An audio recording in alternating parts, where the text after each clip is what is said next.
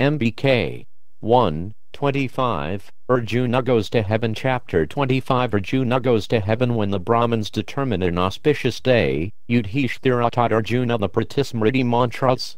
The king had delayed teaching him as he knew that Arjuna would leave for the Himalayas as soon as he had the knowledge. It would be difficult to live without him. But it was Vyasadev's desire that he go, so Yudhishthira knew the separation could not be avoided forever. Ultimately, it was probably their only chance to be successful in recovering their kingdom. Taking Arjuna aside, Yudhishthira held him by the hands and said, "O descendant of Bharata, the 4 divisions of the science of arms are held by Bhishma, Drona, Kripa, Karna and Ashvatthama. They have all received divine instructions and know how to use every sort of weapon. Having been honored, gratified and supported by Duryodhana, they always seek to do him good. We should not doubt that they will support him in battle. The whole world is now under Duryodhana's sway, and he is our avowed enemy. You are our sole refuge. Depending on you we shall regain our kingdom from Duryodhana. Listen now as I tell you what should be done." Yudhishthira then informed Arjuna of Vyasadev's instructions. He told him that he should leave as soon as possible for the Himalayas and, by meditating on the mantras he was now going to repeat, he should seek the gods' audience in order to receive their weapons. "Allow me to initiate you today, O virtuous one, and go at once to propitiate Indra.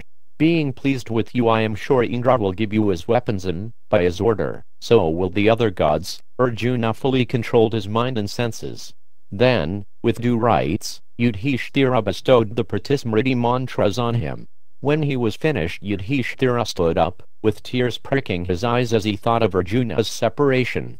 "Now go, dear brother." With his arms and hands clad in iguana skin gauntlets and gloves, and his body covered in golden mail, Arjuna took up his Gandiva bow and his 2 inexhaustible quivers and stood ready to depart.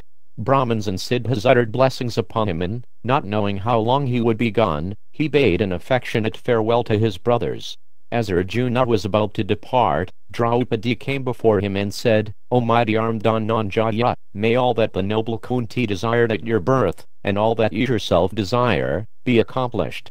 May none of us ever take birth again in this terrible Kshatriya order. I offer my respects to the ascetic Brahmins, who are detached from this miserable world. My heart still burns with Duryodhana's insult, but today I grieve even more because you are departing. In your absence we will spend our time thinking only of you. There will be no joy without you. All our hopes rest in you, O hero. May the Lord and all his energies protect you at all times, and may success be yours. Go now and attain your goal." Arjuna smiled at Draupadi, circumambulated his brothers and Domyat, and then began running swiftly along the path, frightening creatures along the way with his speed. By chanting the mantras Yudhishthira had given him, he felt himself traveling over mountains and forests at the speed of mind.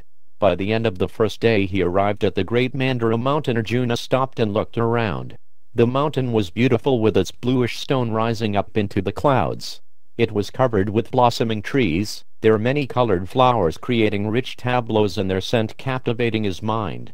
The sound of peacocks, cranes and cuckoos filled the air, and he could see Siddhas and Charyunas sporting on the mountain slopes. Arjuna decided to climb the mountain and begin his austerities there.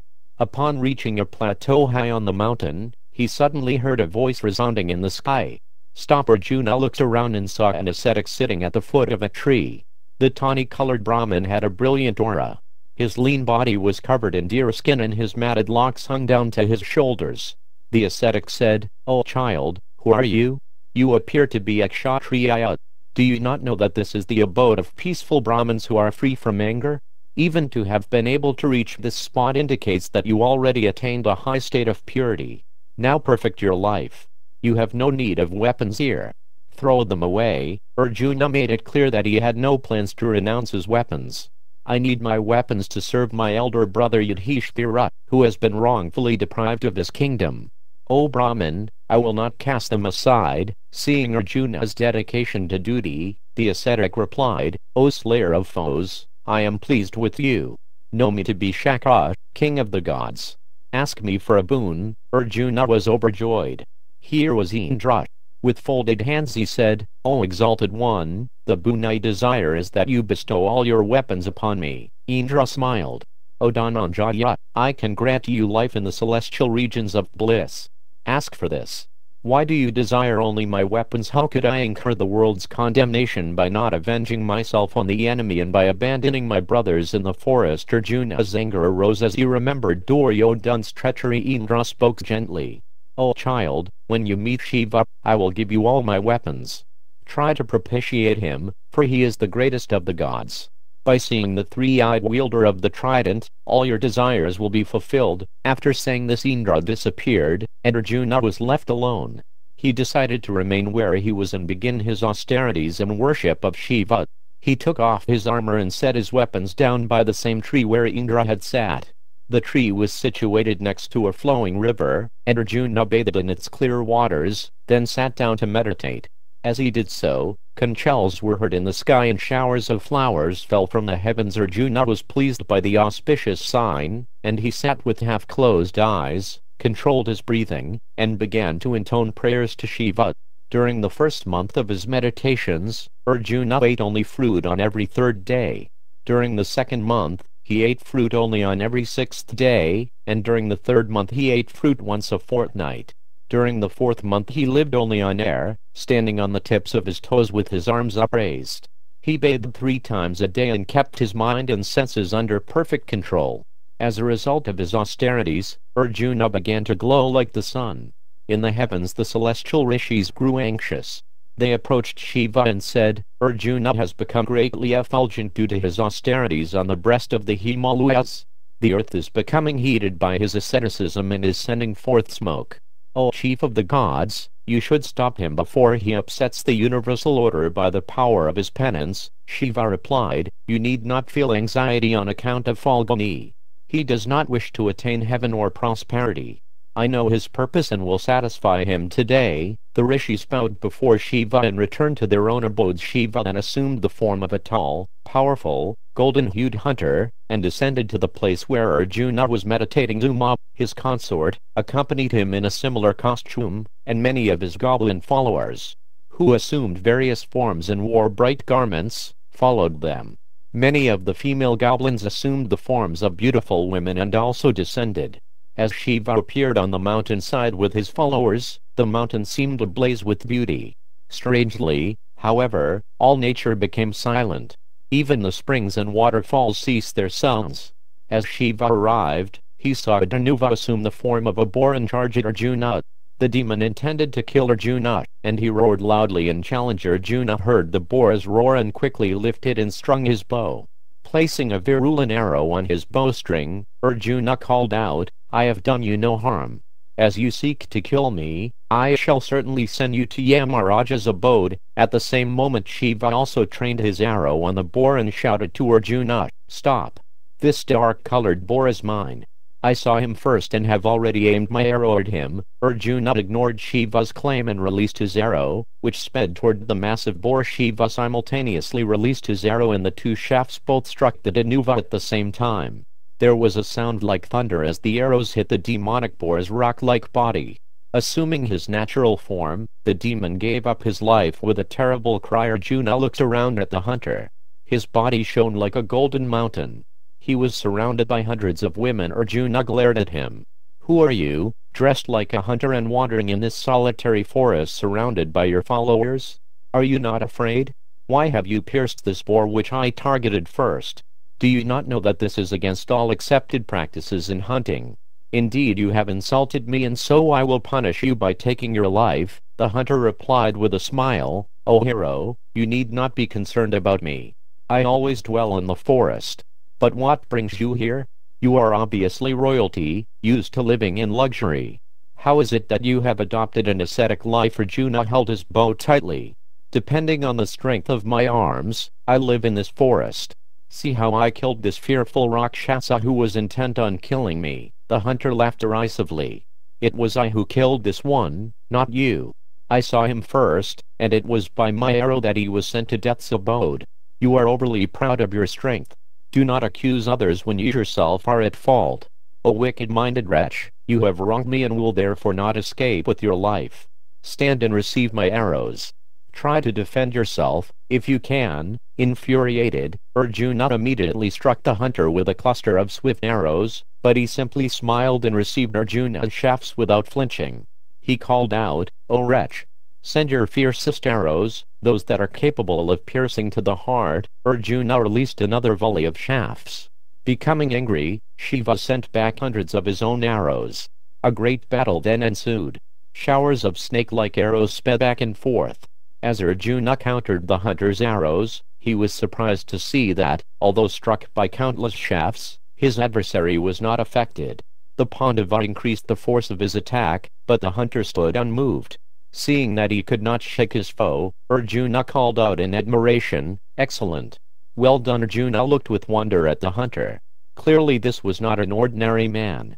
No one could withstand the force of thousands of arrows shot from the Gandiva without being moved. Perhaps he was a celestial. Arjuna decided to use his mystical weapons. No matter who this was, even if he was a Gandharva or a Yaksha, unless he was actually Shiva himself, Arjuna intended to kill him. Arjuna then invoked weapons which fired thousands of arrows blazing like the sun. Shiva cheerfully received all his shafts as a mountain receives a downpour of rain. Then to Arjuna's amazement he found that his celestial quivers were suddenly exhausted. How was that possible? Who was this who swallowed up all his arrows? With what could he fight now? Arjuna raised his great bow like a club and rushed at the hunter. He struck him a number of heavy blows, but Shiva snatched away his bow and drew it into his body. It simply vanished. Arjuna then drew his sword and brought it down upon the hunter's head with all his strength, but it shattered to pieces. Arjuna was afraid, but he continued to fight. This time he lifted rocks and boulders and threw them at the hunter. He tore up trees and slung them at the hunter. Still he made no impression. Arjuna's mouth smoked with wrath. He rushed at his foe and pummeled him with his fists. Shiva struck him back and a hand-to-hand fight ensued. They struck one another and grappled furiously, each seizing the other and shoving him with full force. Sparks and smoke flew from their bodies. Finally, the hunter released Arjuna and he fell back, dazed, almost unconscious. Arjuna looked at the hunter in astonishment. He had failed to make the least impression on him. Surely this must be the exalted god Shiva. No one else could have fought with such power. Arjuna retreated to a distance and quickly fashioned an image of Shiva from the earth. He worshipped it with flowers, and as he did so, he saw flowers falling onto the hunter's head. Now he had no doubt. This was the deity he was seeking. Arjuna fell headlong at the god's feet, and as he did so he felt all his fatigue dispelled. Shiva was pleased with Arjuna and he spoke to him in a voice as powerful as roaring clouds. "O Falguni, today you have satisfied me. There is no warrior equal to you in courage or patience. O best of the Bharata race, your strength is practically equal to mine. You were formerly a rishi and have now taken birth to serve the Supreme Lord's purposes. Soon you will acquire the weapons with which to defeat your enemies, even if they be celestials. I shall bestow upon you my own irresistible weapon. Now I will give you the eyes to see me in my original form." Behold, Arjuna looked up and saw Shiva with his 3 eyes, holding a trident, a divine serpent draped around his bluish neck. Arjuna bowed down and prayed, "O great God, O highly exalted one, you are the refuge of all the celestials. The very universe has sprung from you. You are Vishnu in a different form and are unconquerable by gods, demons or men. O Shankara, pray forgive me. It was only to receive your audience that I came to this mountain. Please pardon me for my rashness in fighting with you. I seek your protection." Shiva lifted Arjuna to his feet and embraced the Pandava. "I have pardoned you. You are Narad, the friend of Narayana. Previously you two chastised the demon hordes at Indra's coronation. Krishna is that supreme Narayana, and with him you will again punish the wicked. O poor thought, take back your Gandiva bow. Your quivers will again become inexhaustible. There is no man on earth equal to you. Ask from me whatever you desire." Shiva handed the Gandiva bow to Arjuna and Arjuna said, "O Lord, if you are pleased with me, then I humbly ask that you bestow upon me your irresistible personal weapon known as the Pakshapada. You destroy the universe with this weapon at the end of creation, and with it I may be victorious over Rakshasas, Danuvas, Gandharvas, Nagas, ghosts and spirits. It will enable me to emerge successfully from the battle. I shall fight against Bhishma, Drona, Kripa, and the son of the Sudha, Karna." Shiva replied, "O son of Kunti, I will give you this weapon. You are capable of holding, throwing, and withdrawing it.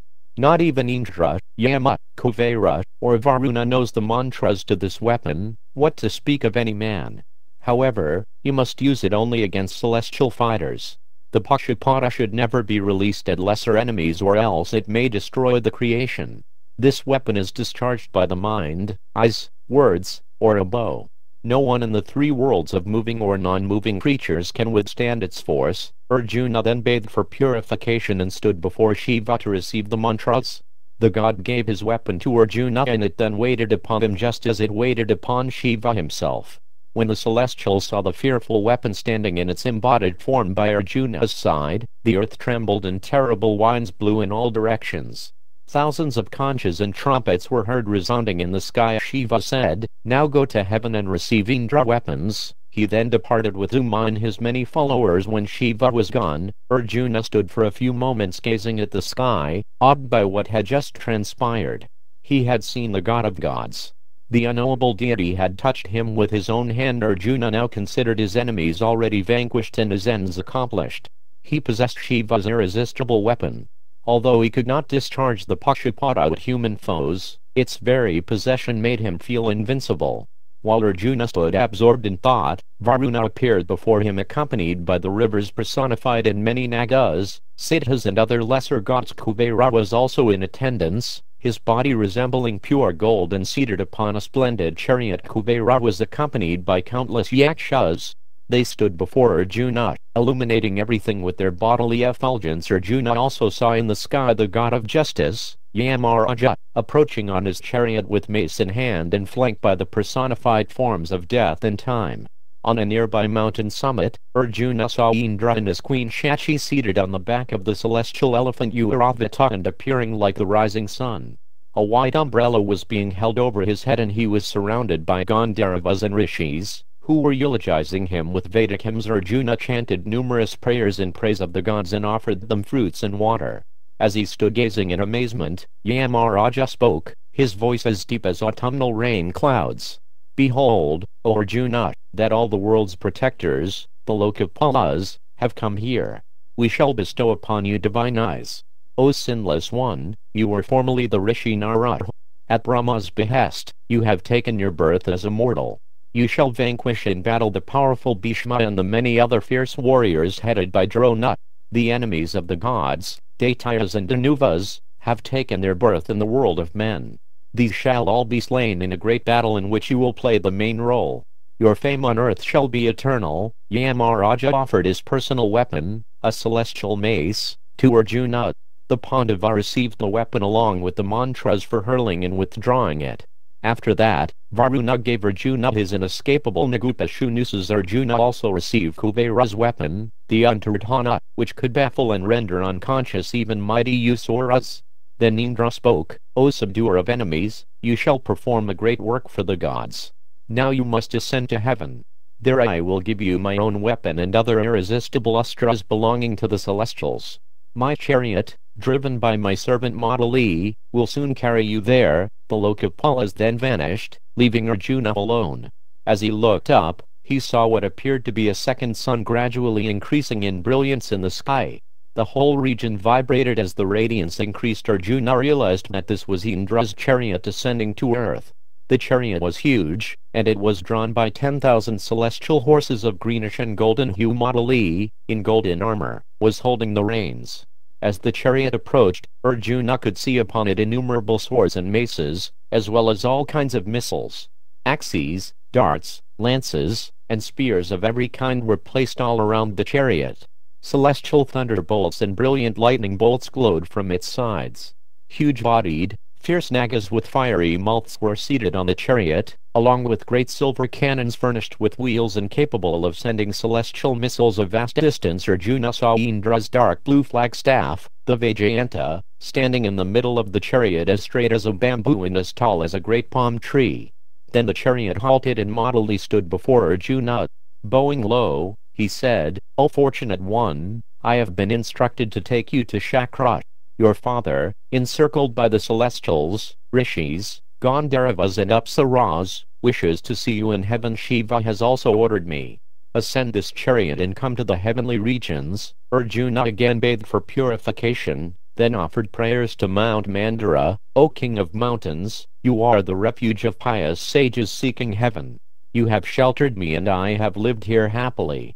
I offer you my thanks and bid you farewell." With that, Mudali led Arjuna to a flight of crystal steps leading up to the chariot. Mudali urged the steeds which drew the chariot with the speed of the mind high into the sky. As they entered the celestial regions, Arjuna saw thousands of wondrous chariots carrying shining beings of great beauty. He saw kings and warriors who had been slain in battle and had attained effulgent celestial forms. As they moved along the paths of the gods, Arjuna saw Siddhas, Charyunas, Rishis, Guhyakas and Apsaras. The region glowed with a brilliance born of the ascetic merits of such beings. Amazed, Arjuna inquired into their identities. The charioteer replied, "These are pious persons, O son of Kunti, stationed in their respective spheres. You have seen their shining abodes from the earth, the stars in the firmament." The chariot passed through the gate of Indra's planet, where Arjuna saw Airavata, the great white elephant with 4 tusks. The elephant resembled Mount Kailasa with its 4 summits. Passing through divine regions meant for pious men who had performed great sacrifices and asceticism, they arrived at last in Amaravati, Indra's capital city. Arjuna gazed with wide open eyes at the astonishing city. Flowers from all the seasons bloomed simultaneously, and there were groves of sacred trees. Fragrant breezes moved among their golden leaves, creating cascades of brilliant light. Countless mansions and palaces stretched into the distance. Arjuna saw the famous Nandana gardens, in which the gods sported with Apsaras. "Those who turn their backs in battle can never see this place," Mudali said, seeing Arjuna's amazement. "Neither can those who are wicked-minded, who have not performed sacrifice, who have not abstained from liquor and meat, who have not bathed in holy rivers nor given charity to Brahmins ever reach this abode." As they proceeded through the city, Arjuna beheld celestial cars traveling by the occupants' wills. Gandharvas and Apsaras eulogized Arjuna as he passed. He heard the sound of celestial music and of thousands of conch-shells and drums. Arjuna entered Indra's magnificent assembly hall and met with the Sadhyas, Maruts, Vishvadevas, and twin Ashvanis.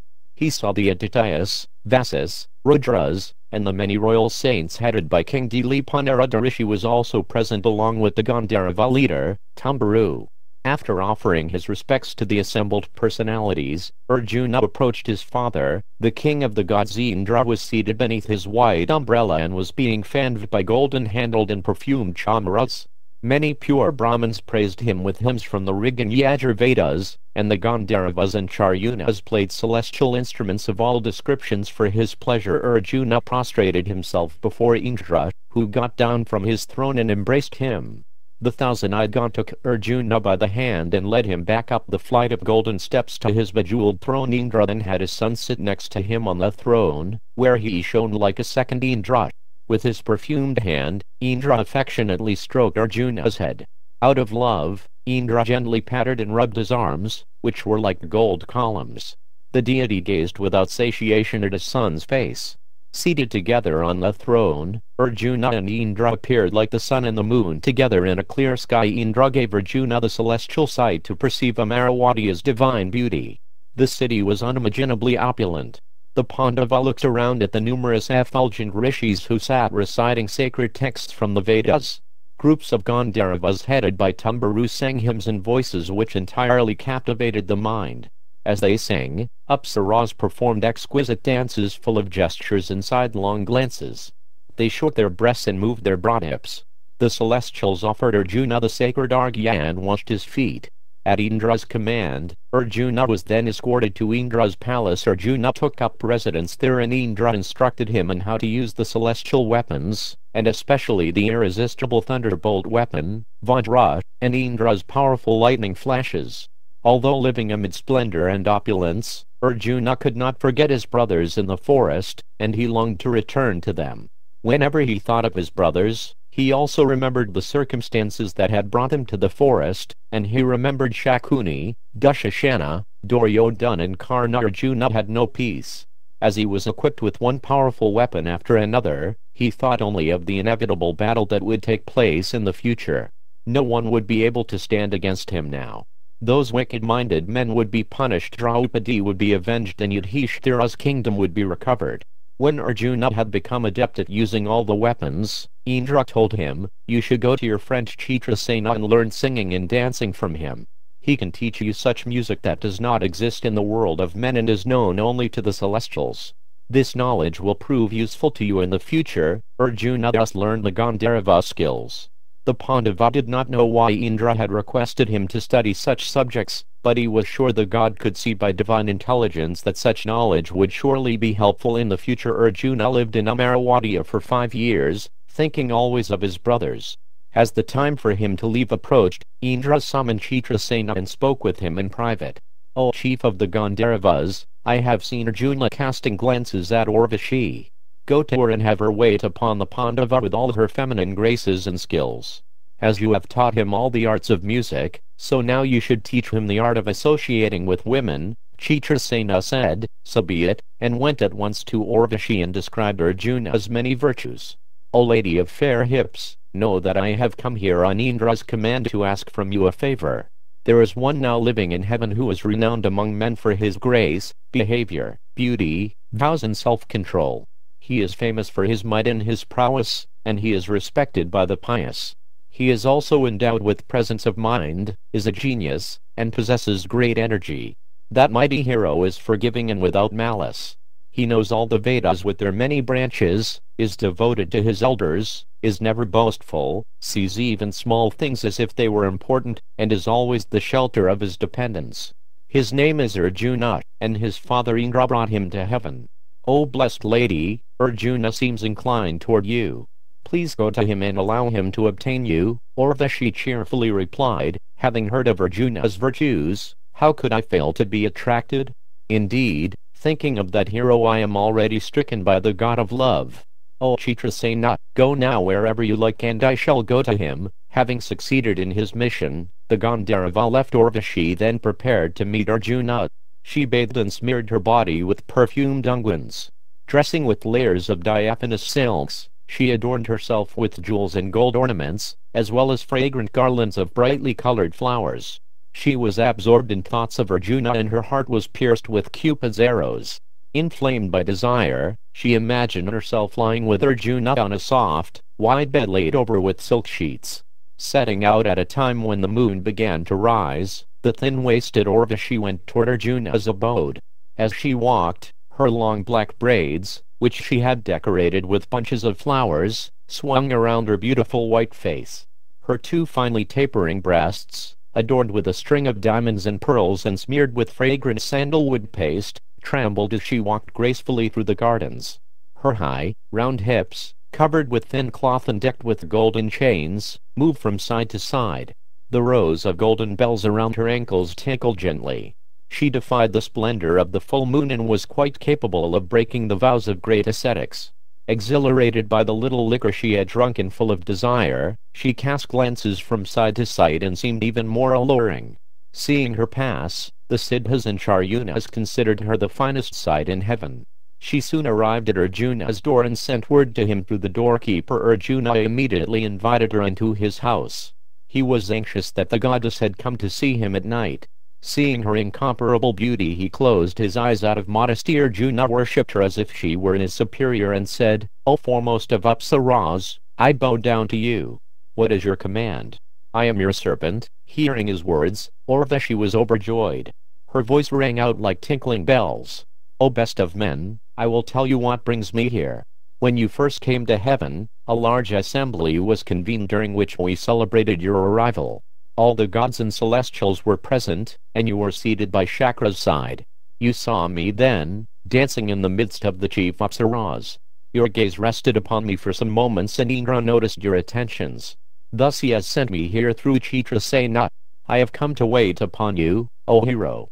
My heart is stolen by your virtues and I am under the control of Kamadeva. This is my wish, let me possess you tonight." Arjuna at once covered his ears in shame. "O blessed lady, O most charming one, it is not proper for me to hear you speak such words. You are the wife of my superior. As the illustrious Kunti or the beautiful Shechi, Indra's consort, is to me, so too are you, O goddess. Do not doubt what I say. O lady of sweet smiles, I did indeed gaze upon you, but not out of desire. There was quite another reason. Arjuna had heard of Urvashi while at home on the earth. Thousands of years previously she had become Pururava's wife, who was one of Arjuna's ancestors. It was her son who had been the forefather of Arjuna's dynasty. Arjuna told Urvashi that he thus felt quite unable to make her his lover. O blessed one, when I gazed at you I was simply amazed to see the mother of my dynasty. You should not entertain any other feeling for me than that of your son. Urvashi smiled. O son of Indra, we of the heavenly realms are not fettered by human morality. You need not see me as a superior. I have sported with other sons and grandsons of the Puru dynasty without incurring sin. Be favorable toward me. I am burning with desire and feel devoted to you. Do not reject me, for that is not the practice of virtuous men. But Arjuna could not change his attitude. O beautiful lady, hear what I tell you and let the four directions and all the celestials also hear. You are no different to me than Kunti, Madri or Shachi. I bow my head to you as my mother. Please protect me as your son. After Arjuna had spoken in this way, it was clear to Urvashi that he was firm in his determination. Rejected and insulted, she became angry. With knitted brows and quivering lips, she exclaimed, as you insult a woman who has come to you at your father's command and out of her own desire, a woman pierced by Cupid's arrow, you shall lose your manhood and live as a dancer in the company of women. O Arjuna, you shall become a eunuch and lose all respect. With that, Urvashi turned and left Arjuna. Arjuna thought carefully. Surely Indra must have known that this would happen. Why then had he asked Chitrasena to send Urvashi to him? Arjuna went at once to Chitrasena and told him what had transpired, repeatedly mentioning the curse. Chitrasena then went to Indra and informed him of the situation. Indra called for Arjuna and spoke to him in private. O best of men, because you are her son, Kunti is the most glorious mother. You have defeated even the rishis by your self-control and patience. Do not worry, Urvashi's curse will be for your good and will prove useful. You will need to pass your final year of exile incognito. At that time, Urvashi's curse will take effect and, living as a eunuch, no one shall discover you. Having passed 1 year without your manhood, you shall regain it at the end of that period. Arjuna was relieved. The Pandava then stopped worrying about the curse and continued to live happily in the heavens with his father and Chitrasena.